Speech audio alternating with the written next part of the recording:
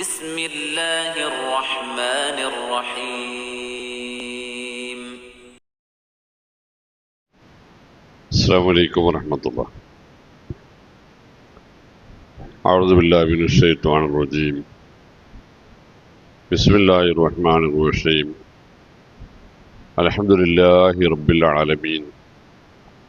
اللهم صل على محمد وعلى آل محمد كما صليت على إبراهيم وعلى آل إبراهيم وبارك على محمد وعلى آل محمد كما باركت على إبراهيم وعلى آل إبراهيم إنك حميد مجيد. أما بعد. അപ്പോൾ അടുത്ത സൂറത്താണ് തുടങ്ങല്ലേ അല്ലേ? സൂറത്ത് നജ്മ് 526 പേജ് നമ്പർ 526 സൂറത്ത് നജ്മ് 53-ാം അധ്യായം തുടങ്ങാം. പേജ് 526 സൂറത്ത് നജ്മ്. ഒരു പേജാണ്ട് ഓതാം അല്ലേ? أعوذ بالله من الشيطان الرجيم. بسم الله الرحمن الرحيم. والنجم إذا هوى ما ضل صاحبكم وما غوى وما ينطق عن الهوى إن هو إلا وحي يوحى علمه شديد القوى ذو مرة فاستوى وهو بالأفق الأعلى ثم تلا فتدلى فكان قاب قوسين أو أدنى فأوحى إلى عبده ما أوحى ما كذب الفؤاد ما رأى أفتمارونه على ما يرى ولقد رآه نزلة أخرى عند سدرة المنتهى عندها جنة المأوى إذ يغشى السدرة ما يغشى ما زاغ البصر وما طغى لقد رأى من آيات ربه الكبرى أفرأيتم اللات والعزى ومناة الثالثة الأخرى ألكم الذكر وله الأنثى تلك إذا قسمة ضيزى إن هي إلا أسماء سميتموها أنتم وآباؤكم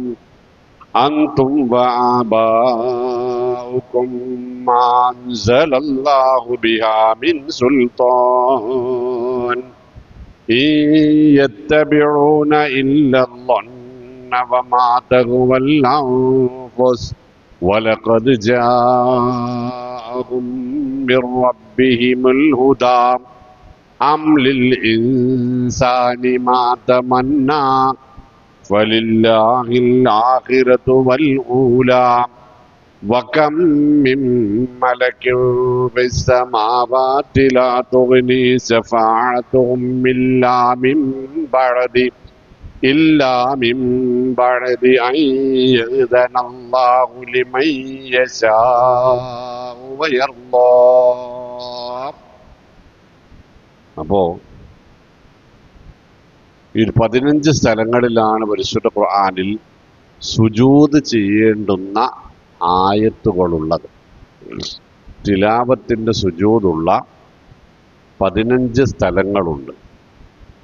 ആ 15 സ്ഥലങ്ങളിൽ ഒന്ന് ഈ ആയത്തിൻ്റെ ഈ സൂറത്തിൻ്റെ അവസാനത്തെ ആയത്താണ്. ഒരുപാട് നമ്മളെ അത്ഭുതപ്പെടുത്തുന്ന കാര്യങ്ങളും അവിശ്വസനീയമെന്ന് നമുക്ക് തോന്നുന്ന കാര്യങ്ങളും ഈ അധ്യായത്തിൽ ചർച്ച ചെയ്യുന്നു. ബഹുദൈവ വിശ്വാസത്തോട് അള്ളാഹുവിന് എത്രമാത്രം പുച്ഛമാണ് എന്നതും ഈ അധ്യായത്തിലുണ്ട്. തൗഹീദുണ്ട്, പരലോകമുണ്ട്, പരലോകത്ത് രക്ഷപ്പെടാനുള്ള മാർഗമുണ്ട്, നമ്മളുടെ വിശ്വാസങ്ങളെ പലതിനെയും പൊളിച്ചെഴുതുന്ന പ്രഖ്യാപനങ്ങളുണ്ട്, മുൻഗാമികൾക്ക് വന്ന അത്യാപത്തുകളും അതിൻ്റെ കാരണങ്ങളുമുണ്ട്. ഇതൊക്കെയും കേട്ടിട്ടും മരവിച്ച മനസ്സുമായി ജീവിക്കുന്ന മനുഷ്യരോടുള്ള അതിശക്തമായ താക്കീതുണ്ട്.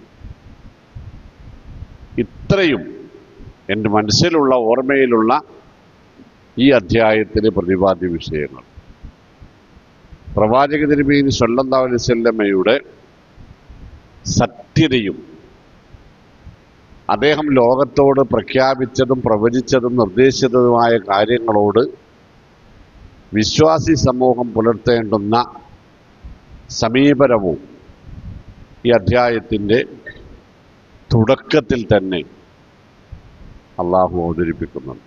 അങ്ങനെ എന്തുകൊണ്ടും നമ്മൾ സുജൂദിൽ വീണു പോകുന്ന തരത്തിലുള്ള പ്രൗഢമായ ആശയങ്ങളുടെ ഒരു കൂമ്പാരം തന്നെ വളരെ മനോഹരമായി, വളരെ ലളിതമായി, എന്നാൽ വളരെ വിശദമായി ഈ അധ്യായത്തിൽ അടക്കം ചെയ്തിട്ടുണ്ട്. വൻ നജ്മി ഇദാ ഹവ, നക്ഷത്രമാണ് സത്യം,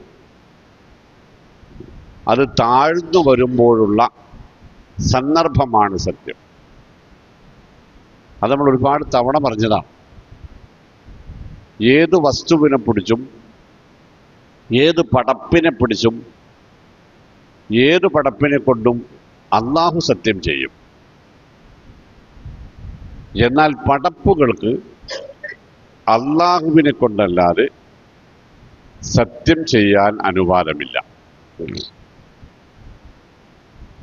പടപ്പുകൾ അള്ളാഹുവിനെ കൊണ്ടല്ലാതെ സത്യം ചെയ്യുക എന്നത് രണ്ട് തരത്തിൽ ഗുരുതരമായ അപകടമുണ്ടാക്കും.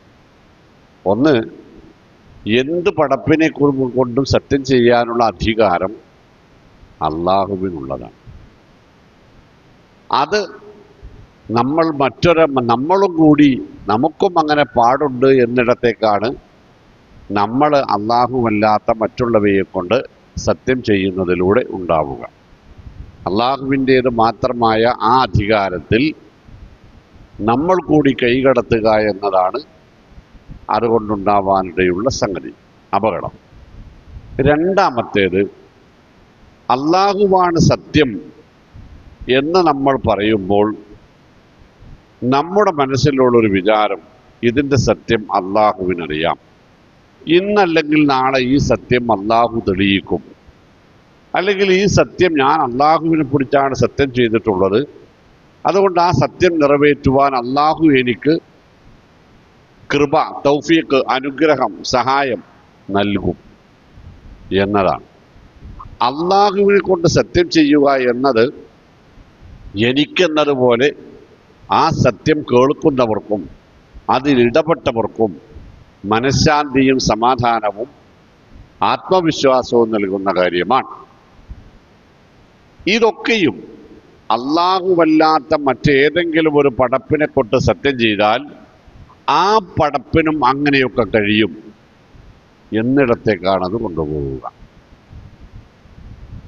ഈ കാര്യം തെളിയിക്കാൻ ഈ പടപ്പിന് കഴിയും, ഈ ജാറത്തിലുള്ള ഈ ഔലിയാപ്പാപ്പാപ്പ്, ഈ ബീവിക്ക് ഈ വസ്തുവിന് കഴിയും, ഇത് നിറവേറ്റാൻ എനിക്ക് ഈ വസ്തു സഹായം നൽകും, ഇതെന്നെ കേൾക്കുന്നവർക്ക് എന്നെ വിശ്വസിക്കാനുള്ള കാരണമാകും, ഞാൻ ഞാൻ കുടുങ്ങിപ്പോയാൽ എത്തിപ്പെട്ട ചാടിപ്പോയി പ്രതിസന്ധിയിൽ നിന്ന് ഈ വസ്തു അല്ലെങ്കിൽ ഈ വ്യക്തി, ഈ കേന്ദ്രം എന്നെ രക്ഷിക്കും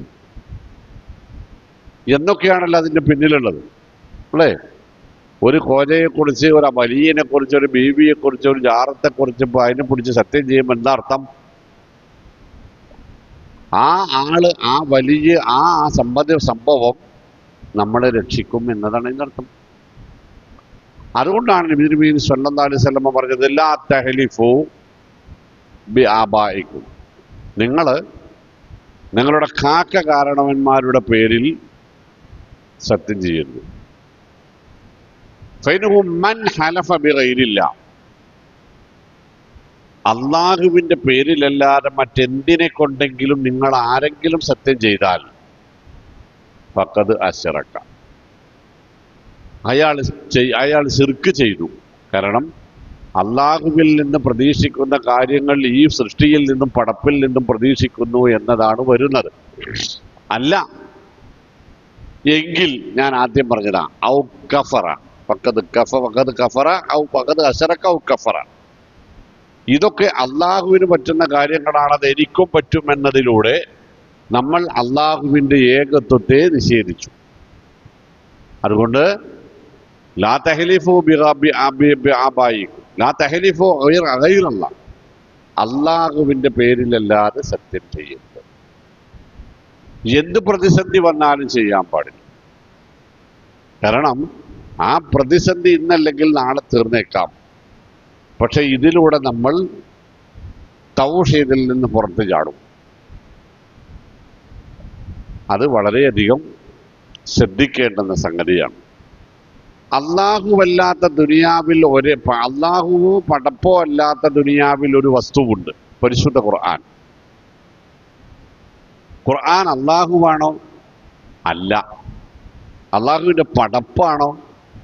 അതുമല്ല. അള്ളാഹുവിൻ്റെ കലാമാണ്, സംസാരമാണ്. അപ്പൊ ഈ അള്ളാഹുവല്ലാത്ത പടപ്പുകളെ കൊണ്ട് സത്യം ചെയ്യരുത് എന്നതിൽ ഖുർആൻ വരില്ല എന്നൊരു പണ്ഡിതാഭിപ്രായം പണ്ട് മുതലേ ഉണ്ട്. പക്ഷെ അവയും അതും അള്ളാഹുവല്ലല്ലോ എന്ന് അതിനൊരു മറുവാദവുമുണ്ട്. അപ്പൊ ആ വിഷയത്തിൽ എനിക്ക് അത്രേ പറയാനുള്ളൂ. നിങ്ങൾ ഖുർആൻ പിടിച്ച് സത്യം ചെയ്യുമോ എന്നോട് ചോദിച്ചാൽ ഞാൻ ഉറപ്പിച്ചു പറയും ഇല്ല. കാരണം അല്ലാഹുവല്ലാത്തവയെ കൊണ്ട് സത്യം ചെയ്യരുത് എന്ന് അല്ലാഹു പറഞ്ഞിട്ടുണ്ട്. ഖുർആൻ ഏതായാലും അല്ലാഹുവല്ലല്ലോ. ഇതിനെ തൊട്ട് ഖുർആനെ തൊട്ട് സത്യം ചെയ്യുക, അള്ളാഹുവിന്റെ പേരിൽ സത്യം ചെയ്യുന്നു എന്ന് പറയാമോ? ഇതിനെ തൊട്ട് സത്യം ചെയ്യുന്നു, ഖുർആനെ പിടിച്ച് സത്യം ചെയ്യുന്നു അല്ല പറയട്ടെ, അള്ളാഹുവിനെ കൊണ്ട് സത്യം ചെയ്യും. പക്ഷെ ഈ ഒരു രണ്ടഭിപ്രായങ്ങൾ അതിലുണ്ട്. ഖുർആൻ അല്ലാഹുവല്ല, പടപ്പുമല്ല. പടപ്പുകളെ കൊണ്ട് സത്യം ചെയ്യരുത് എന്നാണ് അല്ലാഹു പറഞ്ഞത്. അതുകൊണ്ട് ഖുർആനെ കൊണ്ട് സത്യം ചെയ്യാം. നല്ല ഒരു വിഭാഗം മുത്തഖികളായ സൂക്ഷ്മതയുള്ള പണ്ഡിതന്മാർക്ക് അങ്ങനെ അഭിപ്രായമുണ്ട്. എന്നാൽ അല്ലാഹുവല്ലല്ലോ, അതുകൊണ്ട് അത് ഒഴിവാക്കണം എന്ന് പറയുന്നവരും അതേ തഖ്വയും സൂക്ഷ്മതയും ഇൽമുമുള്ള ആളുകൾ തന്നെയാണ്. അപ്പൊ അതിൽ രണ്ടിലൊരു പക്ഷം പിടിക്കുക എന്നത് ഒരു ദാഴിയെ സംബന്ധിച്ച് ശരിയല്ല എന്നാണ് എൻ്റെ അഭിപ്രായം. പക്ഷെ എന്നോട് താങ്കൾ എന്ത് ചെയ്യുന്നു ചോദിച്ചാൽ, ഞാൻ സത്യം ചെയ്യുന്നു എങ്കിൽ അത് അല്ലാഹുവിൻ്റെ പേരിൽ മാത്രമായിരുന്നു. ഞാൻ എൻ്റെ നിലപാട് മുസ്ലിമീങ്ങൾ സത്യം ചെയ്യാവതേ അല്ല എന്നാണ്. കാരണം മുസ്ലിമീങ്ങൾ സത്യം ചെയ്യേണ്ടി വരുന്നത് അവരെ മറ്റുള്ളവർക്ക് വിശ്വാസമില്ലാതെ വരുമ്പോഴാണ്. അല്ലേ? നബിയും സ്വഹാബത്തും റളിയല്ലാഹു അൻഹും സത്യം ചെയ്തിരുന്നു. നമ്മുടെ ഇടയിലും മുറിക്കണീനൊക്കെ ഇല്ലല്ലോ. നബി സല്ലല്ലാഹു അലൈഹി വസല്ലമ എന്തെങ്കിലും ഒരു കാര്യം ഉറപ്പിച്ച് പറയേണ്ടി വരുമ്പോൾ വല്ലദീ നഫ്സി ബിയദിഹി എന്ന് പറഞ്ഞു, അല്ലാഹുവാണ് സത്യം.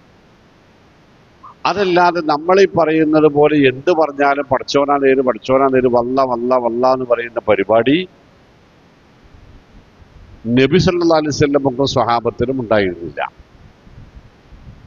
നമ്മൾ പറഞ്ഞാൽ ആളുകൾ അംഗീകരിക്കില്ല എന്ന് നമുക്ക് തന്നെ തോന്നുന്നത് കൊണ്ടാണ് അഡ്വാൻസായി അല്ലാഹുവാണ് സത്യം എന്ന് പറയേണ്ടി വരുന്നത് എന്നതാണ് എൻ്റെ ഒരു കാഴ്ചപ്പാട്. അതുകൊണ്ട് ജീവിതത്തിൽ വിശ്വസ്തത പാലിക്കുക, ജീവിതത്തിൽ സത്യസന്ധത പാലിക്കുക, തെറ്റിദ്ധാരണകളില്ലാത്ത രൂപത്തിൽ ജീവിക്കാൻ ശ്രമിക്കുക.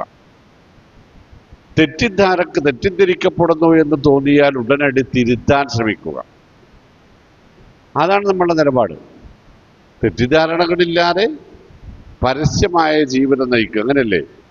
തറക്തുക്കും അലൽ മഹജ്ജത്തിൽ ബൈള, എൻ്റെ ജീവിതം പരസ്യമാണ് എന്നതിൻ്റെ അർത്ഥം. എൻ്റെ ജീവിതം തുറന്നു വെച്ചതാണ്.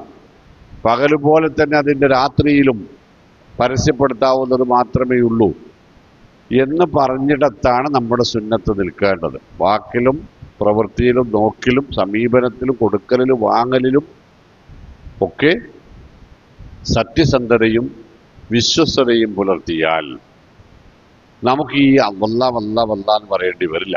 അപ്പൊ ആദ്യം പറയാനുള്ളതാണ്, സത്യം ചെയ്യേണ്ടത് വരാത്ത വിധം സൂക്ഷ്മതയും തഖ്വയും നിലനിർത്തി ജീവിക്കുക. 2, നിർബന്ധിതാവസ്ഥയിൽ സത്യം ചെയ്യേണ്ടി വന്നാൽ അത് അള്ളാഹുവിൽ മാത്രമായി പരിമിതപ്പെടുത്തുക.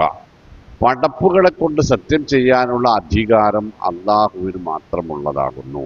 3, നക്ഷത്രങ്ങൾ പ്രാചീന കാലം മുതലേ മനുഷ്യ ജീവിതത്തോട് ഏറ്റവും അടുത്ത്, മനുഷ്യരുടെ ജീവിതവുമായി ഏറ്റവും അടുത്ത് നിലകൊണ്ടിരുന്ന പ്രതിഭാസമാണ്. അത് മനുഷ്യൻ മരമുരി ധരിച്ച് കാട്ടിൽ ജീവിക്കുന്ന കാലത്തും അവൻ സാമൂഹ്യ ജീവിതം തുടങ്ങിയ കാലത്തും മനുഷ്യൻ ഇന്നത്തെ ആധുനിക ഉപകരണങ്ങൾ, റഡാറും ഗൂഗിൾ മാപ്പും ഒക്കെ വരുന്നതിന് മുമ്പ് വരെ നക്ഷത്രങ്ങളായിരുന്നു രാത്രി യാത്രക്കാർക്ക് വഴികാട്ടികളായിരുന്നത്. കടൽ സഞ്ചാരികൾക്ക് പ്രത്യേകിച്ചും കരയിലെ യാത്രക്കാർക്കും. ഞങ്ങളുടെ നാട്ടിലേലും മീൻ വെളിച്ചെന്നേ പറയുന്നത്. ഒരു മീൻ വെളിച്ചം എങ്ങനെ ഉണ്ട്, അതിനിങ്ങനെ പോകാമെന്ന് പറഞ്ഞു. ഞങ്ങളെന്തേലും പറഞ്ഞത് എനിക്കറിയില്ല. അങ്ങനെ തന്നെ ആയിരുന്നോ? ആണ്, മീൻ വെളിച്ചം തന്നെ. 2, നക്ഷത്രങ്ങളെ അല്ലാഹു സംവിധാനിച്ചത് ആകാശമേലാപ്പിൻ്റെ താഴെ ഭൂമിയിൽ ജീവിക്കുന്നവർക്ക്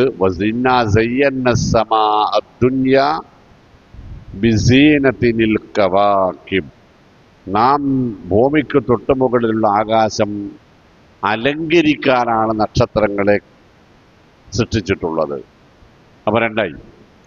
3, വഹിഫ്ലൻ മിൻകുല്ലി ശൈത്താനിൻ മാരിദ്, ആകാശത്തിന് മുകളിൽ നടക്കുന്ന സംഭവങ്ങൾ, സംസാരങ്ങൾ, കട്ടുകേൾക്കാൻ ശ്രമിക്കുന്ന പിശാചുക്കൾക്ക് അവരെ എറിഞ്ഞോടിക്കാനും അവ കട്ടുകേൾക്കുന്നതിൽ നിന്ന്, വിവരം ചോരുന്നതിൽ നിന്നുള്ള പ്രൊട്ടക്ഷന് വേണ്ടിയുമാണ് നക്ഷത്രങ്ങൾ നിയോഗിക്കപ്പെട്ടിട്ടുള്ളത്. വബിന്നജ്മി ഹും യഹ്തദൂൻ, ഇതൊക്കെ ഖുർആന്റെ പ്രയോഗമാണ്. നക്ഷത്രങ്ങളാണ് നിങ്ങളുടെ രാത്രി സഞ്ചാരത്തിന്റെ വഴികാട്ടികൾ. നക്ഷത്രങ്ങൾ ഭൂമിക്ക് അലങ്കാരമാകുന്നു. നക്ഷത്രങ്ങൾ പിശാചുക്കളെ ആട്ടിയോടിക്കാനുള്ള ആയുധങ്ങളാകുന്നു. ഇതൊക്കെയും ഖുർആൻ പറഞ്ഞു. ചില പ്രത്യേക നക്ഷത്രങ്ങൾ, അവയെക്കുറിച്ച് പിന്നീട് മനുഷ്യൻ വെച്ച് പുലർത്തിയ അന്ധവിശ്വാസങ്ങളും ശിർക്കുപരമായ കാഴ്ചപ്പാടുകളും ഇസ്ലാം ഒരിടത്തും പഠിപ്പിച്ചിട്ടില്ല, സൂചിപ്പിച്ചിട്ടില്ല, അംഗീകരിച്ചിട്ടുമില്ല. ഈ വാരഫലമെന്ന നക്ഷത്രഫലമെന്നൊക്കെ പറയുന്നത്, അങ്ങനെ ഒരു സമ്പ്രദായം മുസ്ലിമിന്റെ കാഴ്ചപ്പാടോ വിശ്വാസമോ അല്ല. അശ്വതി മുതൽ അങ്ങോട്ടുള്ള നക്ഷത്രങ്ങൾ, 28 നക്ഷത്രങ്ങൾ, ആ 28 നക്ഷത്രങ്ങൾ മനുഷ്യ ജീവിതത്തിന്റെ ഭാവി നിർണ്ണയിക്കാനും അതിൻ്റെ സ്വാധീന ഫലമായിരുന്നു എന്നും വർത്തമാനകാല സാഹചര്യങ്ങൾ വ്യക്തിപരമായി മുന്നോട്ട് പോകുന്നത് ഓരോരുത്തരുടെയും ജന്മനക്ഷത്രത്തിന്റെ അവസ്ഥാവിശേഷങ്ങൾക്കനുസരിച്ചുമാണ് എന്നത് ഇസ്ലാമിന്റെ കാഴ്ചപ്പാടല്ല. നമ്മളുടെയൊക്കെ, നമ്മുടെ മക്കളുടെ കാര്യത്തിൽ നിങ്ങളത് പുലർത്തുണ്ടോ എന്ന് എനിക്കറിയില്ല. നമ്മളുടെയൊക്കെ ജനനവുമായി ബന്ധപ്പെട്ട് ഡേറ്റ് ഓഫ് ബർത്ത് എഴുതി വെക്കുന്ന കൂട്ടത്തിൽ നമ്മളുടെ വാപ്പമാർ, ചുരുങ്ങിയത് എൻ്റെ വാപ്പയെങ്കിലും നാളുകൂടെ കുറിച്ച് വെച്ചിരുന്നു. എനിക്കറിയാം. വാപ്പൻ്റെ ആ ഡയറി ഇപ്പോഴും എൻ്റെ വീട്ടിലുണ്ട്. നമ്മുടെ വാപ്പാൻ്റെ ആ ഡയറി ഇപ്പോഴും നമ്മുടെ വീട്ടിലുണ്ട്. അതിലെൻ്റെ നാളടക്കം കുറിച്ച് വെച്ചത് കാണാം. ഇവിടുത്തെ പഴയകാല വിശ്വാസമാണ് ഇപ്പോഴും മുസ്ലിം ഭൂരിപക്ഷത്തിൻ്റെ ഭൂമിയുടെ വിശ്വാസം കേരളത്തിൽ അത് തന്നെയാണ്. ഒരു നക്ഷത്രവും നമ്മുടെ ജീവിതത്തെ സ്വാധീനിക്കാൻ അള്ളാഹു ഏർപ്പെടുത്തിയിട്ടില്ല. ഒരു നക്ഷത്രത്തിനും നമ്മുടെ ജീവിതത്തെ സ്വാധീനിക്കാൻ കഴിയില്ല.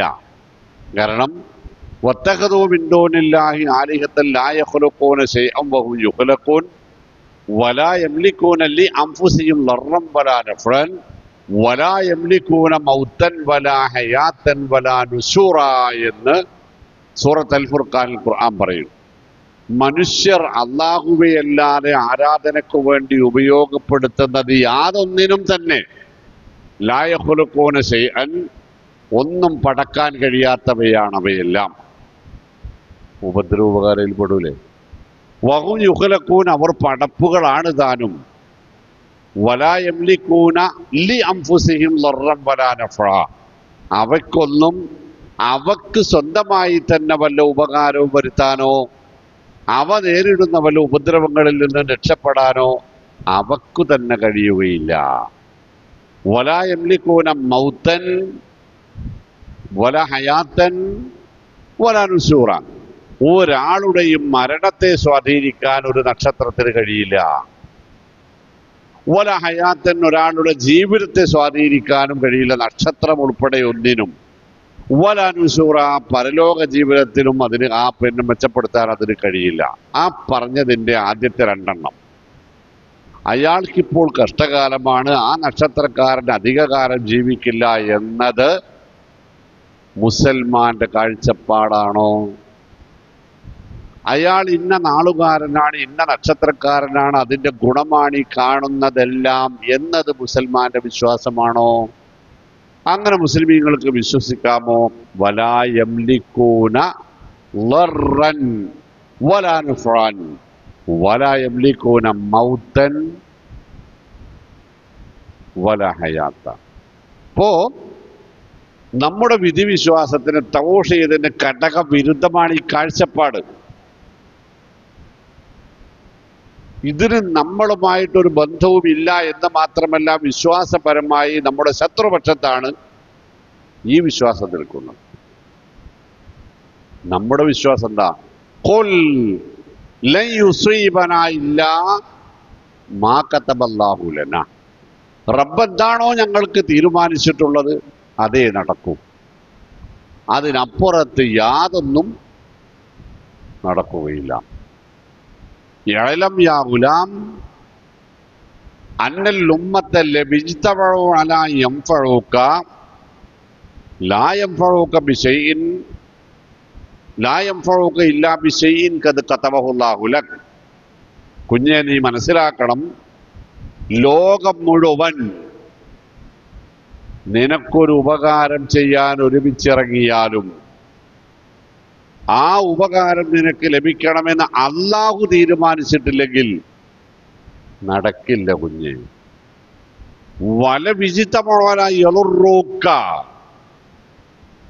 അവരെല്ലാവരും ഒരുമിച്ച് കൂടി നിന്നെ ഉപദ്രവിക്കാൻ തീരുമാനിച്ചാലും ലാ എളുറൂക്ക, അവർക്കതിന് കഴിയില്ല. ഇല്ലാ ബിശൈഇൻ ഖദ് കതബഹു അല്ലാഹു ലക്, റബ്ബ് അത് തീരുമാനിച്ചിട്ടുണ്ടെങ്കിലല്ലാതെ എന്ന. അപ്പോ വന്നജ്മി ഇദാ ഹവ, താഴേക്കിറങ്ങി വരുന്ന നക്ഷത്രങ്ങൾ എന്നാണ്. പല തട്ടുകളാണല്ലോ അല്ലേ? ഏറ്റവും ഉയരത്തിലുള്ള നക്ഷത്രങ്ങൾ നമ്മുടെ കണ്ണിൽ കാണുന്ന ഏറ്റവും ചെറിയ നക്ഷത്രങ്ങളാണ് എന്നാണ്. അവയുടെ വലുപ്പത്തിൽ കുറവ് കൊണ്ടല്ല അവ ചെറുതായി കാണുന്നത്, നമ്മുടെ കണ്ണിൻ്റെ കാഴ്ചയുടെ പരിധിയുടെ അങ്ങേയറ്റത്താണവ എന്നതുകൊണ്ടാണ്. 8 കോടി കിലോമീറ്ററുകൾക്കപ്പുറത്തുള്ളവയാണവ എന്നാണ് നമുക്ക് കാണാൻ കഴിയാത്തത്. നക്ഷത്രം ഈ ടിക്ക് ടിക്ക് ടിക്ക് മഞ്ചാടി കുരു പോലെ തിളങ്ങുന്നത്, അതിൽ ഓരോ നക്ഷത്രത്തിനും ഭൂമിയുടെ 8 ഇരട്ടിയെങ്കിലും വലുപ്പമുണ്ട്. അതിൽ നിന്ന് ചിലത് മുകളിലേക്കും ചിലത് താഴേക്കും വരുന്നു. അതിൻ്റെ ഭ്രമണപഥങ്ങൾക്കനുസരിച്ചായിരിക്കാം, അല്ലാഹു അഅലം. ഏതായാലും അതിന് സയന്റിഫിക്കലായ ഒരു വിശദീകരണം നൽകാൻ മാത്രം എനിക്കറിവില്ല. അപ്പൊ അള്ളാഹു പറഞ്ഞത് താഴേക്ക് ഇറങ്ങി വരുന്ന നക്ഷത്രങ്ങൾ. മുഫസ്സിറുകൾ പറയുന്നത് വായിച്ചാൽ മനസ്സിലാകുന്നത് ഈ വഴി നടക്കാനും മറ്റും പ്രാചീനരായ മനുഷ്യർ ഉപയോഗപ്പെടുത്തിയിരുന്നത് അത്തരം നക്ഷത്രങ്ങളെയാണെന്നാണ്. കടലിൽ സഞ്ചരിക്കുന്ന കപ്പിത്താന്മാരും മുക്കൂവന്മാരുമൊക്കെ ഈ നക്ഷത്രങ്ങളെയായിരുന്നു ആധാരമാക്കിയിരുന്നത്. അത്തരം നക്ഷത്രങ്ങൾ തന്നെയാണ് സത്യം. മാ ളല്ല സ്വാഹിബുക്കും വമാ ഗവ. നിങ്ങളുടെ സുഹൃത്ത്, നിങ്ങളുടെ ചങ്ങാതി, അദ്ദേഹം പിഴച്ചിട്ടില്ല. ആരാണ് സുഹൃത്ത്? നബി തിരുമേനി സ്വല്ലല്ലാഹു അലൈഹി വസല്ലം. അദ്ദേഹത്തിന് പിഴവ് സംഭവിച്ചിട്ടില്ല. അദ്ദേഹത്തിന് പാരമ്പര്യ സിദ്ധമായ വിശ്വാസങ്ങൾ അദ്ദേഹം കൈയൊഴിഞ്ഞിട്ടുണ്ട്. നാട്ടിലുള്ള വൃത്തികേടുകളെ അദ്ദേഹം ഒഴിവാക്കിയിട്ടുണ്ട്. ആചാരാരാധനാ സമ്പ്രദായങ്ങൾ ഒഴിവാക്കിയിട്ടുണ്ട്. നിങ്ങൾ അയാൾ പിഴച്ചുപോയി എന്നാണ് അതിൻ്റെ പേരിൽ അപവാദം പ്രചരിപ്പിക്കുന്നത്. അത് ശരിയല്ല. മാ ളല്ല സ്വാഹിബുക്കും, അദ്ദേഹത്തിന് ഒരു പിഴവും സംഭവിച്ചിട്ടില്ല. വമാ ഗവ, പിഴവ് പോയിട്ട് ഒരബദ്ധം പോലും പിണഞ്ഞിട്ടില്ല.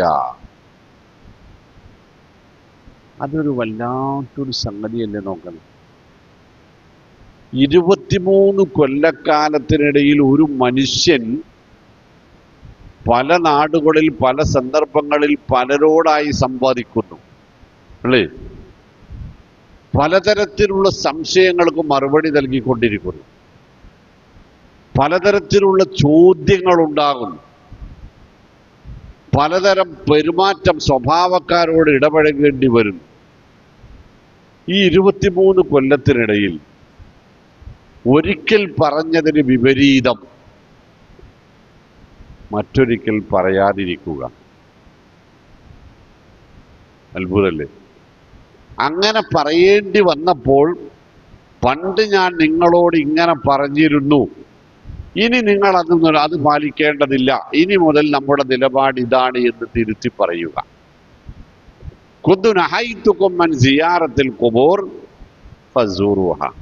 പണ്ട് ഖബർ സന്ദർശിക്കാൻ പോകരുത് എന്ന് ഞാൻ വിലക്കിയിരുന്നു. ഇനി മുതൽ ആ വിലക്ക് നീക്കപ്പെട്ടിരിക്കുന്നു, നിങ്ങൾക്ക് സന്ദർശിക്കാം എന്നു പണ്ടു പറഞ്ഞത് ഏറ്റുപറഞ്ഞുകൊണ്ട് തിരുത്തുക.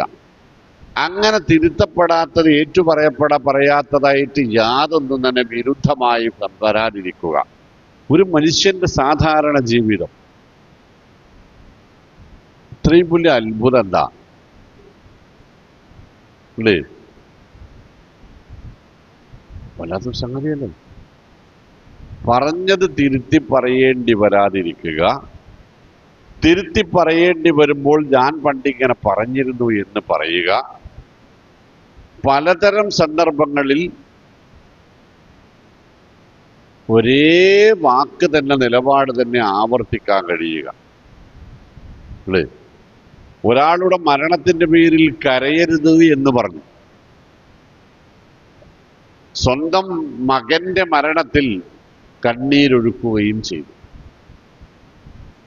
അപ്പോൾ സ്വഹാബത്ത് ചോദിച്ചു നബി സല്ലല്ലാഹു അലൈഹി വസല്ലമയോട്, അങ്ങ് എന്താണിത്? ഞങ്ങളോടൊരു മരണത്തിന്റെ പേരിൽ ദുഃഖിക്കാൻ പാടില്ല എന്ന് നിങ്ങൾ പറഞ്ഞില്ലേ? സങ്കടപ്പെടാൻ പാടില്ല എന്ന് പറഞ്ഞിട്ടില്ല, പിന്നെ നിങ്ങളെന്നെ എങ്ങനെയാണ്? അപ്പൊ നബി സല്ലല്ലാഹു അലൈഹി വസല്ലമ പറഞ്ഞു, ഇത് ഒരു മനുഷ്യന്റെ മനസ്സിൽ അള്ളാഹു നിക്ഷേപിക്കുന്ന കൃപയും വാത്സല്യവും കാരുണ്യവുമാണ്. അത് വഴിഞ്ഞൊഴുകുകയാണ്. നിരോധിക്കപ്പെട്ടത് ഒച്ചയും പുളിയും കൂട്ടി അരമുറയിട്ട് പദം പറഞ്ഞ് കരയലാവുന്നു എന്ന് തിരുത്തേണ്ടി വന്നില്ല എന്നർത്ഥം. മാ ളല്ല സ്വാഹിബുക്കും വമാ ഗവ, അദ്ദേഹത്തിന് പിഴവും സംഭവിച്ചിട്ടില്ല, അബദ്ധവും സംഭവിച്ചിട്ടില്ല. ഈ വമാ യന്തിഖു, എന്താ ഇതിന്റെ കാരണം? അബദ്ധം സംഭവിക്കാത്തതിന്റെ കാരണം എന്താ? വമാ യന്തിഖു, അദ്ദേഹം സംസാരിക്കുകയില്ല. അനിൽ ഹവ, സ്വന്തം ഇഷ്ടപ്രകാരം അദ്ദേഹം സംസാരിക്കുകയില്ല. ഞാനുങ്ങളൊക്കെ പറയണത് നമുക്ക് ഇഷ്ടമുള്ളതല്ലേ അല്ലേ? നമ്മുടെ മനസ്സിൽ തോന്നിയത് അപ്പുറത്ത് വേറെന്തോന്നാണ് ഇപ്പൊ നമ്മൾ പറയുക, വായി തോന്നിയിരുന്ന, തൊള്ളി തോന്നിയിരുന്നത്. നമുക്ക് തോന്നാൻ വായ പോലും ഉണ്ട് എന്നുള്ളിടത്താണ് ഇപ്പം നമ്മൾ നിൽക്കണത്. സത്യത്തിൽ നമ്മൾ പറയൽ എങ്ങനെയാണ്? മനസ്സിൽ തോന്നിയതാണ്ടൊക്കെ അവിടുന്നൊക്കെ വിട്ട് നമ്മൾ വായി തോന്നിയത് പറയാൻ തോന്നി. നോക്കണേ നിങ്ങൾ, വമാ യന്തിഖു അനിൽ ഹവ, സ്വാഭീഷ്ടപ്രകാരം അദ്ദേഹം യാതൊരു കാര്യവും മതമായി പറയില്ല, പറഞ്ഞിട്ടില്ല. അതാ പിഴവ് വരാത്തത്. അവിടെ ഉണ്ട് എല്ലാത്തിൻ്റെയും മറുപടി.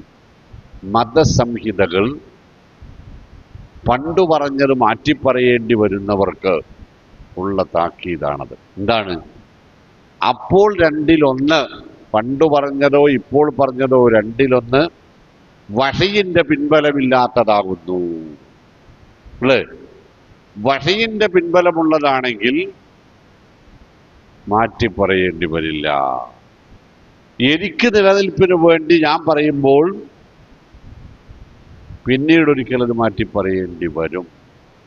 ഇൻ ഹുവ, തീർച്ചയായും അദ്ദേഹം പറയുന്നത് ഇല്ലാ വഹയുൻ യൂഹ, അള്ളാഹുവിൽ നിന്ന് നൽകപ്പെടുന്ന വഹയിന്റെ അടിസ്ഥാനത്തിൽ മാത്രമാണ്. അതിന് പല സന്ദർഭങ്ങൾ സാക്ഷിയാണ്. ഖിയാമത്ത് എപ്പോഴാന്ന് ചോദിച്ച ഒരാളെ മിണ്ടിയില്ല. ഇക്ക് അറിയില്ലാന്നും പറഞ്ഞില്ല, അറിയില്ലാന്നും പറഞ്ഞില്ല, ജനമണിയൊക്കാന്നും പറഞ്ഞില്ല. കുറച്ചേരം നബി ഇങ്ങനെ മിണ്ടാതെ ഇരുന്ന്. ചോദിച്ച ആൾക്കും തോന്നി, കേട്ടു നിന്ന ആൾക്കും തോന്നി ആ ചോദ്യം നബിക്ക് വെറുപ്പാണ്, അതുകൊണ്ടാണ് പ്രതികരിക്കാത്തത്. പിന്നെ ആ റിപ്പോർട്ട് പറയണമെന്നറിയോ? വഹി വരുന്ന ലക്ഷണങ്ങൾ നബി സല്ലല്ലാഹു അലൈഹി വസല്ലമയിൽ പ്രകടമായി കൊണ്ടിരുന്നു. നബി വിയർത്തൊഴുകി. ആ ലക്ഷണാണ്ട് അവസാനിപ്പിച്ച നബി ചോദിച്ചു, മനിസായിൽ, നേരത്തെ ചോദിച്ച ആളെവിടെ? നേരത്തെ ആ ചോദിച്ച ആളെവിടെ? ആന യാ റസൂലല്ലാഹ്, ഞാനാണ്. എന്നിട്ട് അപ്പൊ ഇതിന്റെ മറുപടിയാണ് പറഞ്ഞത്. വായിച്ചോ കാണി. വമാ യന്തിഖു അനിൽ ഹവ ഇൻ ഹുവ ഇല്ലാ വഹയുൻ യൂഹ. അപ്പൊ വഹിയാണെന്ന് സ്ഥിരപ്പെട്ട കാര്യങ്ങളോട് നമുക്കുണ്ടാവേണ്ടുന്ന സമീപനം എന്തായിരിക്കണം എന്നതാണ് രണ്ടാമത്തത്. ഈ വിഷയത്തിൽ എന്താണ്? റസൂലുള്ളാഹി സ്വല്ലല്ലാഹു അലൈഹി വസല്ലമ തങ്ങൾ പറയുന്ന കാര്യങ്ങൾ സത്യത്തിൽ അപ്പൊ ആര് പറഞ്ഞതാണ്? അല്ലാഹു റബ്ബുൽ ഇസ്സത്ത് പറഞ്ഞതാണ്, അല്ലേ? അപ്പൊ റസൂൽ സല്ലല്ലാഹു അലൈഹി വസല്ലമ പറഞ്ഞ കാര്യങ്ങൾ പാലിക്കൽ നമുക്ക് എന്താണ്? നിർബന്ധമാണ്. കാരണം മൻ യുതഅ റസൂല ഫഖദ് അതാഅ അല്ലാഹ്, റസൂലിനെ അനുസരിക്കുക എന്നത് അള്ളാഹുവിനെ അനുസരിക്കുക എന്നാണ് അതിൻ്റെ അർത്ഥം. അപ്പൊ റസൂലിനെ ധിക്കരിക്കുക എന്ന് പറഞ്ഞാലോ? നിങ്ങൾ ചേർത്ത് വെച്ചാൽ മതി. കുല്ലു ഉമ്മത്തി യദ്ഖുലൂനൽ ജന്നത ഇല്ലാ മൻ അബാ, എന്റെ സമുദായത്തിൽ എന്നോട് വിസമ്മതമുള്ളവരൊഴികെ മറ്റെല്ലാവരും സ്വർഗാവകാശികളാകും. ഖീല, അപ്പോൾ ഒരാൾ ചോദിച്ച്, വമൻ യഗ്ബാ യാ റസൂലല്ലാഹ്, ആരാണ് നബിയെ അങ്ങയോട് വിസമ്മതം പ്രകടിപ്പിക്കുന്നവരാരാണ്? അപ്പോൾ റസൂൽ സല്ലല്ലാഹു അലൈഹി വസല്ലമയുടെ എക്സ്പ്ലനേഷൻ, മൻ അതാഅനി ദഖലൽ ജന്ന, ഞാൻ പറഞ്ഞതനുസരിക്കുന്നവരാണ് സ്വർഗാവകാശികൾ. വമൻ അസാനി, എന്നെ ധിക്കരിക്കുന്നവർ, ഫഖദ് യഗ്ബാ, അവരാണ് ഈ പറഞ്ഞ വിസമ്മതമുള്ളവർ. ഒന്നും പാടില്ല. വഹയിൻ്റെ അടിസ്ഥാനത്തിലുള്ളതാണ് റസൂൽ സല്ലല്ലാഹു അലൈഹി വസല്ലം തങ്ങളുടെ നിർദ്ദേശങ്ങൾ.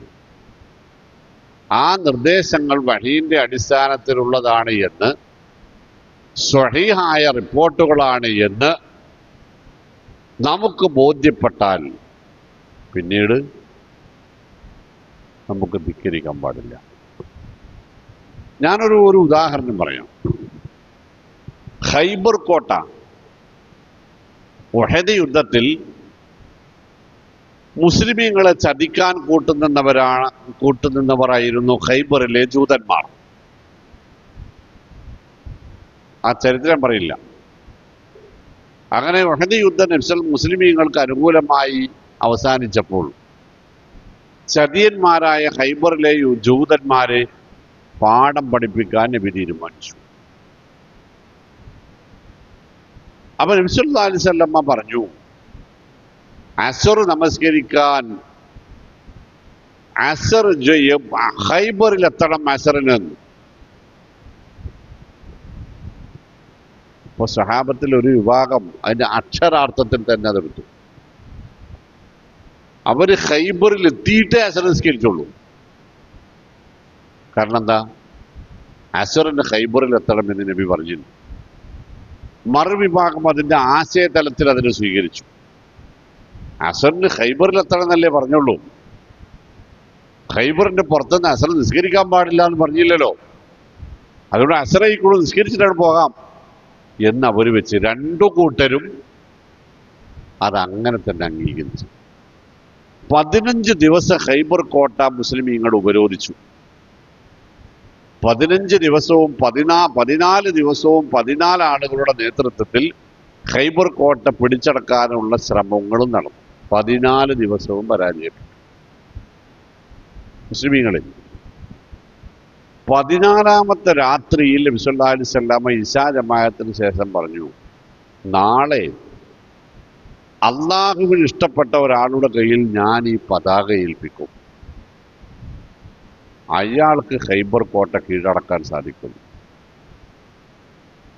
ആ 15 അള്ളാഹുവിന് ഇഷ്ടപ്പെട്ട ആളായി അള്ളാഹു തീരുമാനിച്ചിരുന്നത് അലി റളിയല്ലാഹു അൻഹുവിനെയാണ്.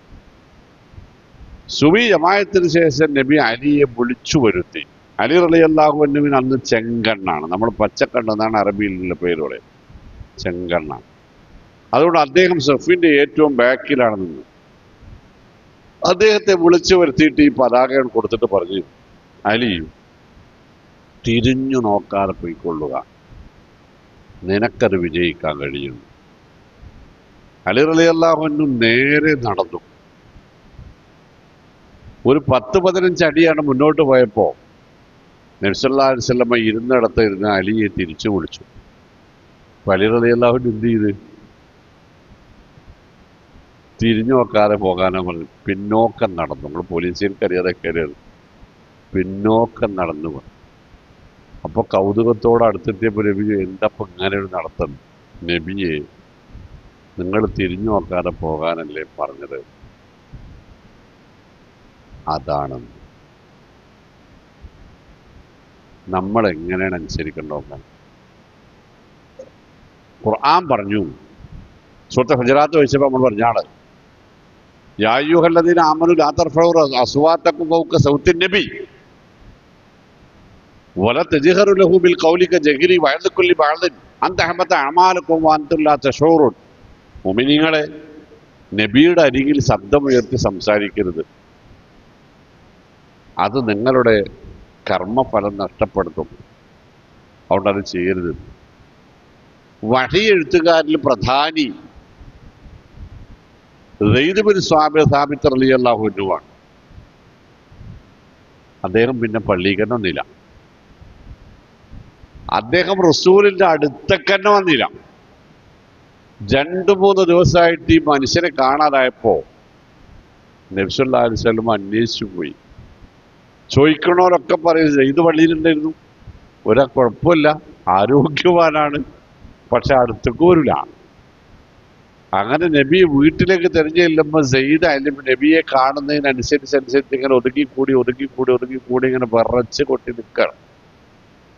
അപ്പോൾ സെയ്ദ് റളിയല്ലാഹു അൻഹു സല്ലല്ലാഹു അലൈഹി വസല്ലം ചോദിച്ചു, എന്താണ് എനിക്ക് പറ്റിയതോ? അപ്പൊ അദ്ദേഹം പറഞ്ഞു, ഒന്നും പറ്റിയില്ല. പിന്നെന്താണ് ഈ പള്ളിയിൽ വരാത്തത്? അപ്പൊ അദ്ദേഹം പറഞ്ഞു, അല്ലാഹുവിന്റെ റസൂലേ, ജന്മന ഞാൻ സൗണ്ട് കൂടുതലുള്ള ആളാണ്. ജന്മന എനിക്കും എല്ലാം വർത്താനം പറയാൻ പറ്റൂല. നിങ്ങൾക്കും അറിയാം, എനിക്കും അറിയാം. ആയത്ത് ഇങ്ങനെയല്ലേ, നിന്റെ കർമ്മഫലം പോകാതിരിക്കാനാണ് പറഞ്ഞിട്ട് അങ്ങോട്ട് അവർ വിളിച്ചു. അപ്പൊ നബി സല്ലല്ലാഹു അലൈഹി വസല്ലം തിരിച്ചാണ്, അതല്ല ചെയ്ത് അതിന്റെ അർത്ഥം. പരസ്പരം ഒച്ചയും പുളിയും കൂട്ടി സംസാരിക്കുന്നത് പോലെ അതപില്ലാതെ സംസാരിക്കരുതെന്ന് മാത്രമേ അതിൻ്റെ അർത്ഥമുള്ളൂ. പോര് എന്ന് പറഞ്ഞു. നിങ്ങളൊന്ന് വായിച്ചോക്കാൻ. എന്താണ് അഹ്ലുസുന്നത്ത് വൽ ജമാഅത്തിന്റെ നിലപാട്? ഇതല്ലേ അഹ്ലുസുന്നത്ത്? ഇവരല്ലേ? എന്താണെന്ന് അഹ്ലുസുന്നത്ത് വൽ ജമാഅത്ത് എന്ന് പറയുന്ന നമ്മുടെ നിലപാട്? നമുക്ക് സൗകര്യമുള്ളതാണെങ്കിൽ എന്നായിക്കോട്ടെ, അല്ലേ? നമുക്ക് ഇഷ്ടമില്ലാത്ത താല്പര്യമില്ലാത്തതാണെങ്കിൽ നമ്മൾ കേൾക്കാത്ത പോലെയാണ് പോകും. നമുക്ക് എതിർപ്പുള്ളതാണെങ്കിൽ നമ്മൾ മൈൻഡ് ചെയ്യില്ല. ഇതിനെ ആ നിയമത്തെ തന്നെ മൈൻഡ് ചെയ്യൂല. പേരിപ്പോഴത് നമ്മളത് എന്താണ്? അഹ്ലുസുന്ന വൽ ജമാഅ. നമ്മളാണെന്ന് ഞങ്ങള്, നിങ്ങളാണെന്ന് നിങ്ങള്, അവരാണെന്ന് അവര്. മൂന്ന് കൂട്ടരും സ്വഭാവത്തിലും പെരുമാറ്റത്തിലും വലിയ വ്യത്യാസമൊന്നും ഈ വിഷയത്തിൽ ഇല്ലതാണ്. അപ്പൊ അത് ശ്രദ്ധിക്കേണ്ട ഒരു സംഗതിയാണ്. കാരണം വഹിയിനോടാണ് നമ്മളുടെ അവഗണന എന്ന് നമ്മൾ മനസ്സിലാക്കുക. വഹിയിനോടാണ്. അള്ളാഹുവിൻ്റെ നിർദ്ദേശങ്ങളാണ് ഈ അവഗണിക്കുന്നത്. അത് അത്യന്തം അപകടകരമാണ്, അല്ലേ? അപ്പൊ ആ ആയത്തുകൾ രണ്ടും നന്നായി പഠിക്കണം. ഒമാ യന്തിഖു അനിൽ ഹവാ ഇൻ ഹുവ ഇല്ലാ വഹയുൻ യൂഹ അല്ലമഹു ശദീദുൽ ഖുവ. അത് അദ്ദേഹത്തിന് പഠിപ്പിച്ചതാണ്. ആര്? ശദീദുൽ ഖുവ, അതികഠിനമായ ശക്തിയുള്ളവൻ. ജിബ്രീൽ അലൈഹി സ്വലാം പറഞ്ഞു കൊടുത്താന്നർത്ഥം. അത് സ്വമേധയാ പറയുന്നതെല്ലാം വഹിയായി മുകളിൽ നിന്ന് ജിബ്രീൽ അലൈഹിസ്സലാം കൊണ്ടുവന്നു കൊടുത്തതാണ്. പറഞ്ഞും ചെയ്തും കാണിച്ചു കൊടുത്തു പഠിപ്പിച്ചതാണ്. ചൊല്ലി ചൊല്ലി ചൊല്ലി ചൊല്ലി ഉറപ്പിച്ചതാണ്. കൂടെ കൊണ്ട് നടന്ന് ചെയ്യിപ്പിച്ച് പ്രാക്ടിക്കലൈസ് ചെയ്ത് പഠിപ്പിച്ചതാണ്.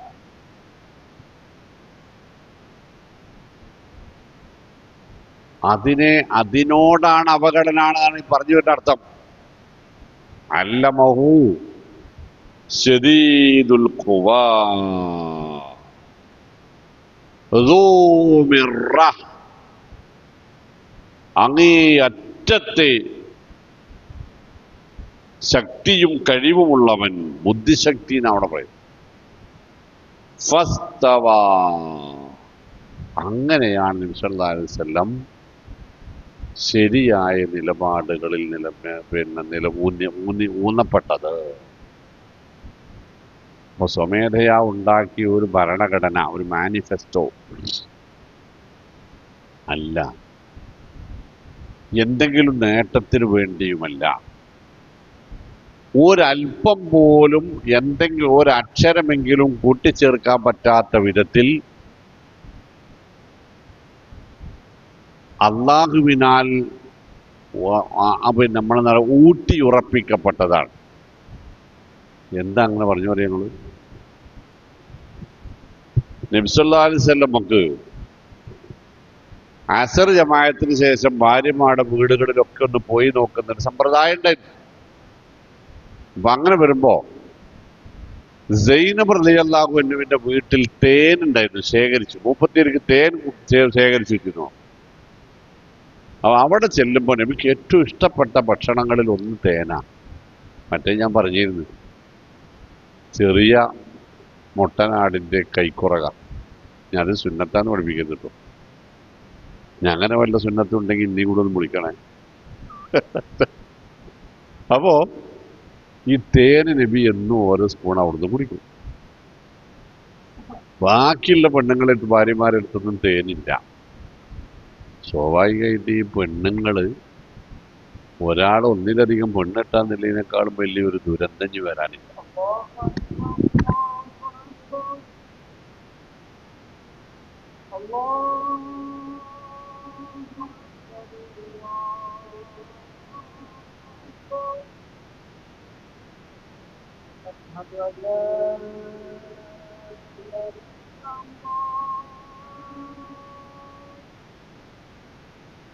أشهد أن لا إله إلا الله أشهد أن محمدا رسول الله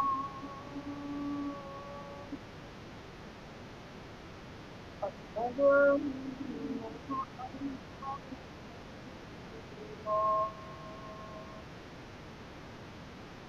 الله حي على الصلاة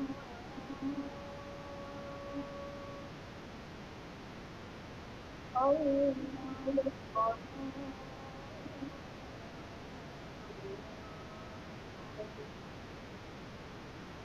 حي على الصلاة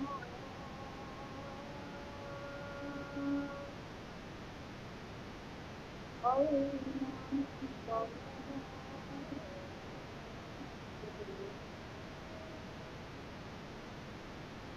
الله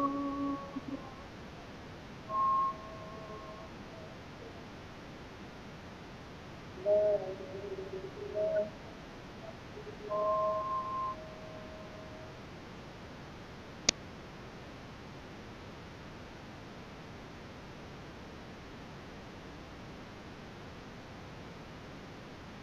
അപ്പോ ഇവര് കാക്കക്ക് തിന്നണത് കോഴിക്ക് കണ്ടുകൂടാന്ന് പറഞ്ഞൊരവസ്ഥയുള്ള ആൾക്കാരാണ്.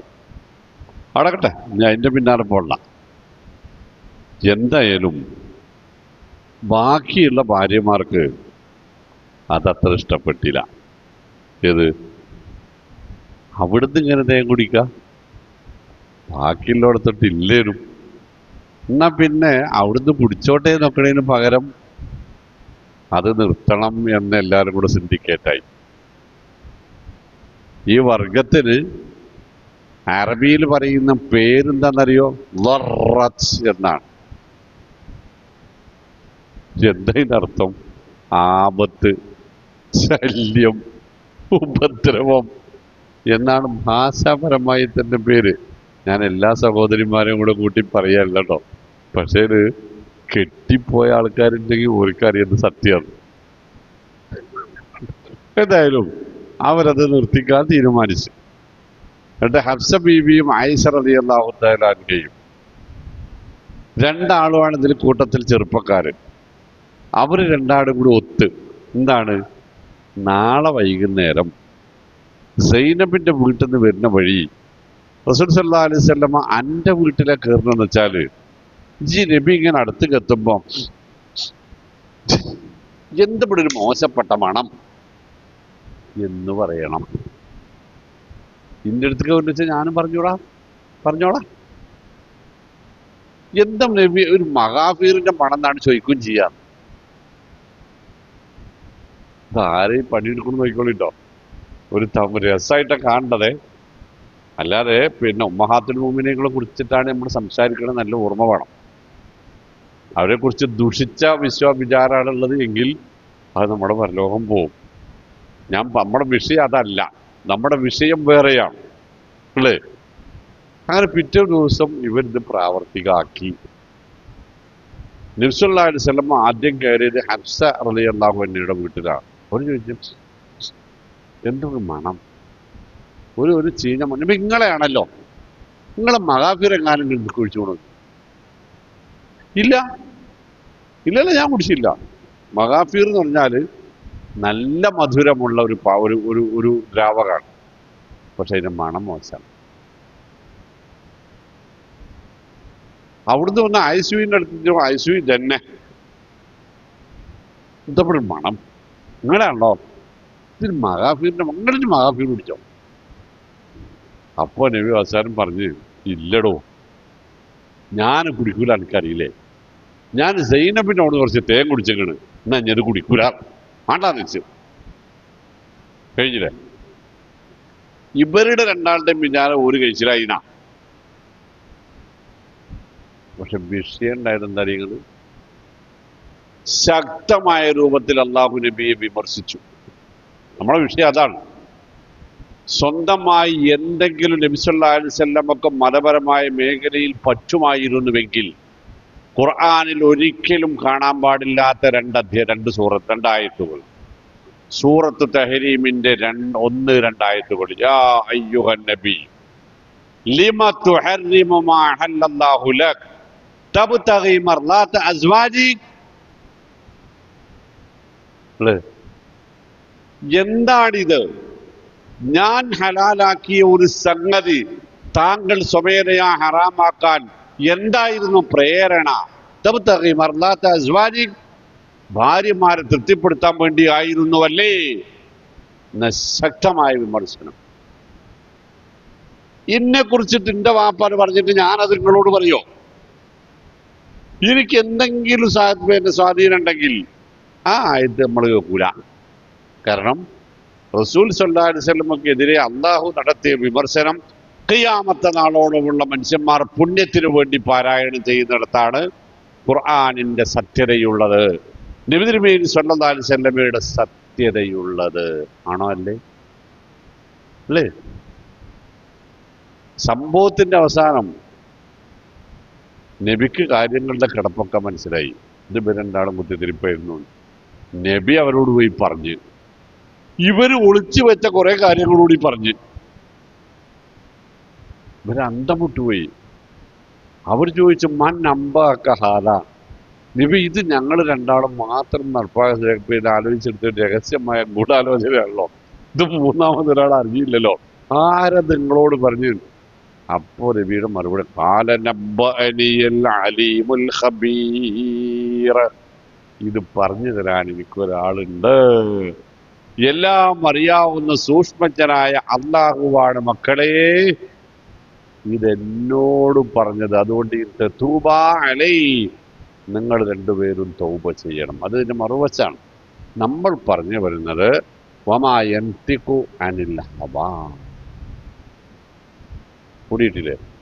ഇൻ ഹുവ ഇല്ലാ വഹയുൻ യൂഹ. അടുത്ത് നോക്കാൻ, അബസ ഫതവല്ല അൻ ജാഅഹുൽ അഅമ. ആ കണ്ണ് കാണാത്ത പാവപ്പെട്ട മനുഷ്യൻ വന്നപ്പോ മുഖം ചൊളിച്ചുല്ലേ, തിരിഞ്ഞിരുന്നുല്ലേ അല്ലേ? അയാൾ നല്ലവനാവൂലെന്ന് എങ്ങനെ താങ്കൾക്ക് മനസ്സിലായി? ആ യതദക്കറു അമ്മാമൻ ജാഅക യസ്അഹു യസ്അ ഫഅൻതൻഹു തലഹ. കണ്ണ് കാണാത്ത ആ മനുഷ്യൻ തപ്പിത്തടഞ്ഞിട്ട് ദീന് പഠിക്കാൻ വന്ന പെങ്ങൾ അയാൾ ഒഴിവാക്കില്ലേ?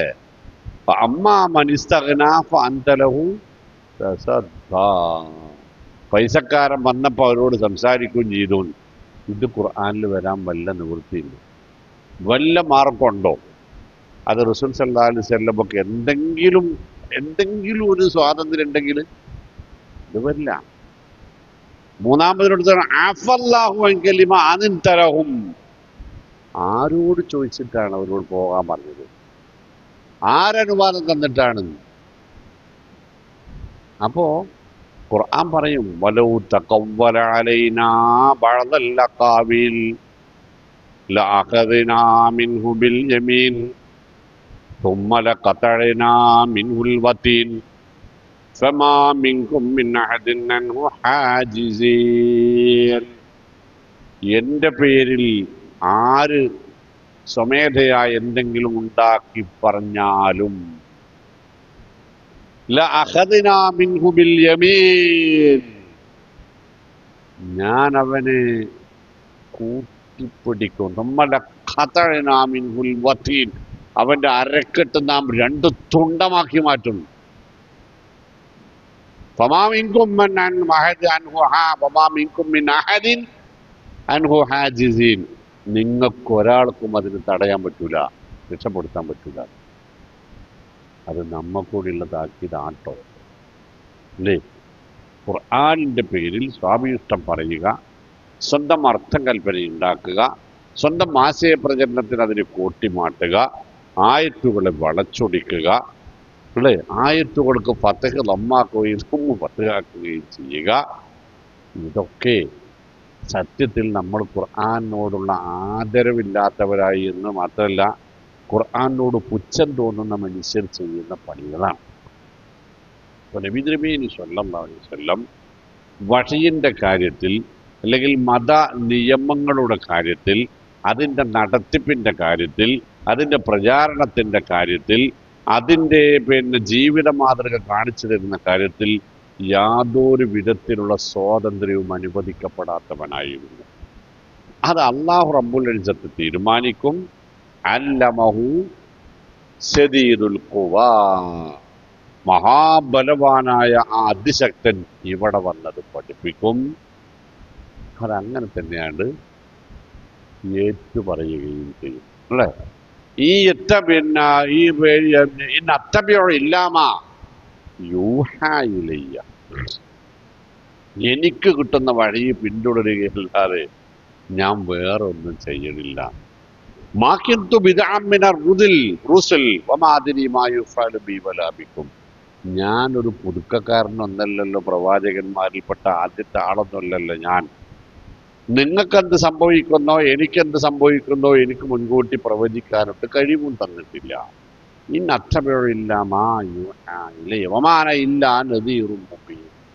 ഞാൻ എനിക്ക് നൽകുന്ന നിർദ്ദേശങ്ങൾ പിന്തുടരുന്നു, നിങ്ങൾക്കതുമായി ബന്ധപ്പെട്ട് വ്യക്തമായി താക്കീത് നൽകുന്നു.